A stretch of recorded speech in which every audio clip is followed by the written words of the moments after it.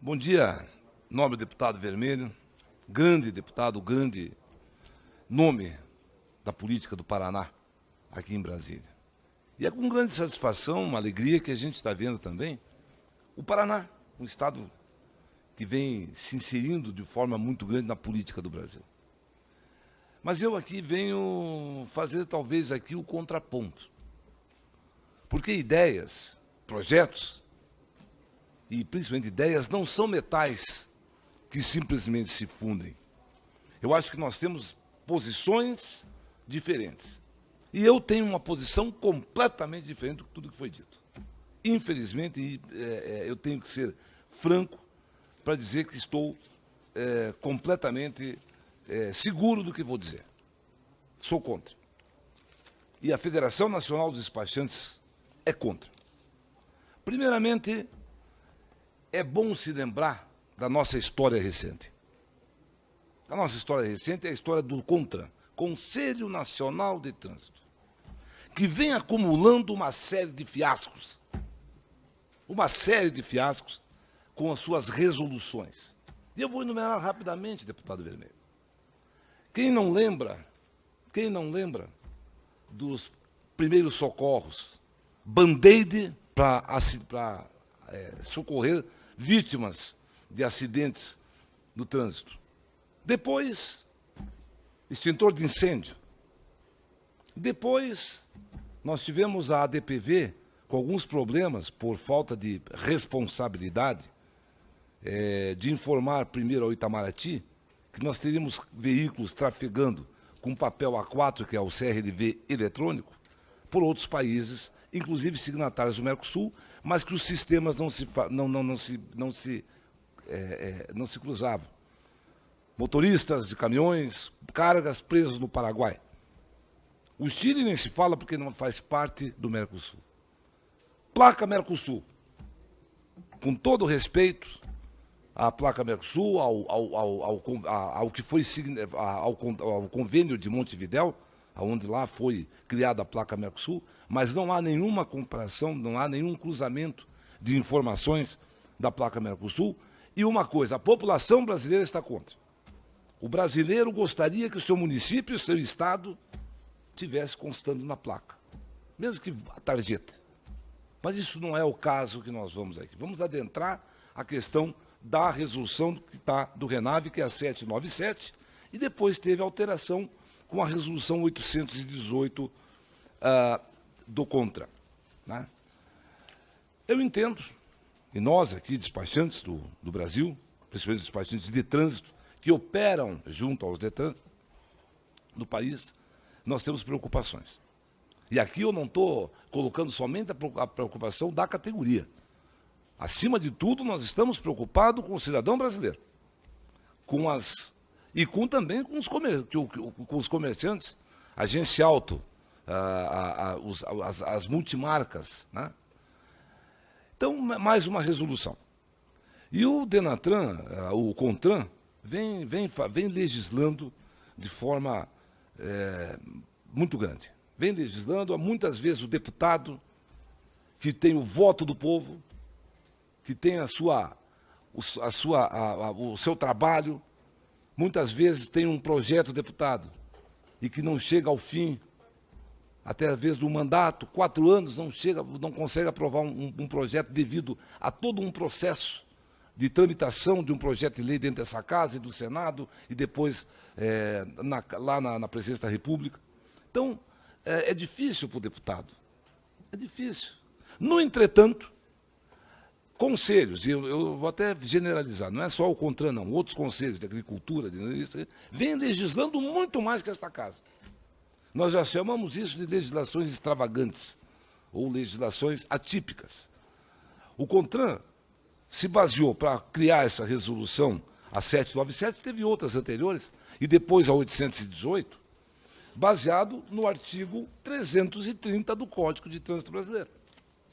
Olha só, o artigo 330 do Código de Trânsito Brasileiro diz o seguinte: os estabelecimentos onde se executem reformas ou recuperação de veículos e os que comprem, vendam ou desmontem veículos, usados ou não, são obrigados a possuir livros de registro de seu movimento de entrada e saída e de uso de placas de experiência. Às vezes o veículo vai dar uma saída e tal. Então, isso aqui. Disso aqui, para uma resolução 797, com uma série de artigos, criando uma série de situações, e mais ainda, logo em seguida, a resolução 818, que alterava 2 artigos aqui, que alterava o artigo 12 e o artigo 15, né? Alterava. Na verdade, eu acho que o CONTRAN extrapolou as suas prerrogativas. E vou dizer o porquê. O artigo, aqui essa revolução do artigo da 818, no seu parágrafo 2º, ele alterou aqui, né? O comprador de veículo usado deve providenciar a transferência de propriedade junto ao órgão ou entidade executiva de trânsito, ao DETRAN, no caso, né? do Estado ou do Institucional, para emissão de novo CRV e CRLV, mediante a apresentação da TPVE e nota fiscal de venda nos termos do parágrafo 1º do artigo 123 do Código, dispensando o reconhecimento de firma do comprador. Dispensando o reconhecimento de firma do comprador. Deputado, é de uma insegurança jurídica toda a prova. É de uma insegurança jurídica. Vou dizer por quê. Eu posso comprar um veículo, financiá-lo, em nome do deputado Vermelho, porque não precisa da sua assinatura nem o seu reconhecimento, faço o financiamento, fico com o carro e não pago. E aí? Aí, aqui, né, nessas resoluções aqui, nós tivemos, inclusive, não se fala mais em vistoria, inclusive de carro zero. E nós vemos lutando há muitos anos no Paraná para que na vistoria do veículo zero tenha o odômetro, que é o controle de quilometragem desde o nascimento do veículo. Ah, é veículo zero? Não, mas ele não é zero. Ele sai da fábrica, ele anda no pátio, tem uma quilometragem. Às vezes o cidadão que compra o veículo não transfere, ele não vai registrar o primeiro emplacamento imediatamente, ele fica algum tempo com o veículo, talvez 3, 4 dias, e roda com esse veículo. Quer dizer, o carro já não é mais zero quando vem ao DETRAN, e nós precisamos saber. Porque lá na frente, quando ele for pela cadeia de transferências, a gente tem que saber exatamente qual é a quilometragem desse veículo. Porque estão adulterando também a quilometragem. Você compra um carro que está dizendo que é 30 mil, no entanto, ele já rodou mais de 200 mil quilômetros. E aí, claro que há depreciação no valor de um veículo de 30%. Então, são questões técnicas e jurídicas. Outra questão, veículo com problemas de motor adulterado. Ora, a ausência de vistoria vai necessariamente ocorrer esse tipo de problema. Nós temos também veículos de categoria aluguel que não se é alterada a categoria, tendo o risco de embarque de carga. Veículos com correções cadastrais, que cada estado tem um sistema, onde a divergência no cadastro de veículo, exemplo, Rio Grande do Sul, não informa na base nacional a quantidade de eixos, tanques e demais alterações realizadas no veículo. Informações somente essas na base estadual. E o que mais me preocupa nesse sistema de RENAVE, a capilarização de ferramentas de Estado. Então, está se ofertando para empresas particulares oferta de base de dados. Oferta de base de dados, quer dizer, está começando a capilarizar. Todo mundo vai ter acesso a dados de pessoas e dando uma insegurança muito grande. Então, eu gostaria de deixar claro. E uma outra situação. Vamos pegar agora as repercussões tributárias e os tratamentos tributários. Vamos lá. Você é obrigado a emitir nota fiscal no carro zero. Sim, carro zero. A incidência de IPI, a incidência de ICMS. Evidente. Esse veículo usado, e aí vem a minha pergunta, com emissão de nota fiscal, nas outras operações subsequentes, haverá incidência de ICMS? Nós sabemos que o sistema de venda de veículo, né, de imposto, tem um tratamento tributário chamado substituição tributária. Ora, se nós tivermos a incidência de imposto nas operações subsequentes, possivelmente nós entraremos num outro problema constitucional, que é a bitributação ou o princípio, pela nossa Constituição, da não cumulatividade de imposto. Também temos a questão que passa aos DETRANs fiscalizar comércios. Quer dizer, cabe ao DETRAN agora, se o comerciante lá não for informar corretamente dados e tal, o DETRAN vai ter que fazer a fiscalização, começa a ser um órgão fiscalizador de empresas. Está aqui. Aqui no artigo, inciso 2º do artigo 6º. Compete aos órgãos e entidades executivas de trânsito do Estado e do Distrito Federal fiscalizar os estabelecimentos e aplicar multa prevista no parágrafo 5º. Quer dizer, aí eu acho que me perdoe o CONTRAN mais uma vez. Eu não quero que se repita mais um fiasco, mas parece que está entrando em áreas que o pessoal desconhece completamente. Por isso, deputado, eu gostaria de ser mais enfático. Nós sei que nós temos tempo, o tempo urge, mas eu gostaria de deixar claro aqui nessa casa.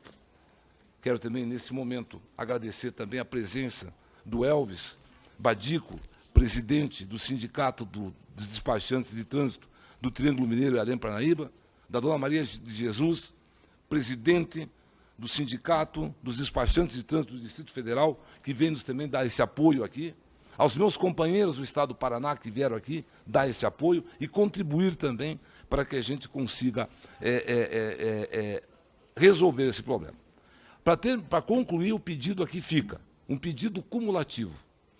Eu vou fazer um pedido, ou melhor, alternativo, né? Ou pela sustação total da resolução, ou para que se discuta nesta casa, que aqui é o local para essa discussão. Como na abertura, foi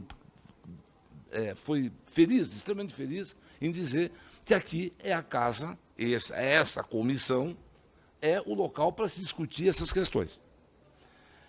E que se volta a discutir aqui, com os deputados que fazem parte dessa comissão, e rever alguns pontos dessa resolução. Isso vai estourar em quem? No contribuinte brasileiro? No cidadão brasileiro? A insegurança jurídica que isso está causando? Né? Falta de vistoria, enfim, o sistema Renave 0 km não é aberto, o comprador será obrigado a emplacar seu veículo com a concessionária, pagando em dobro, muitas vezes, o valor cobrado pelo despachante.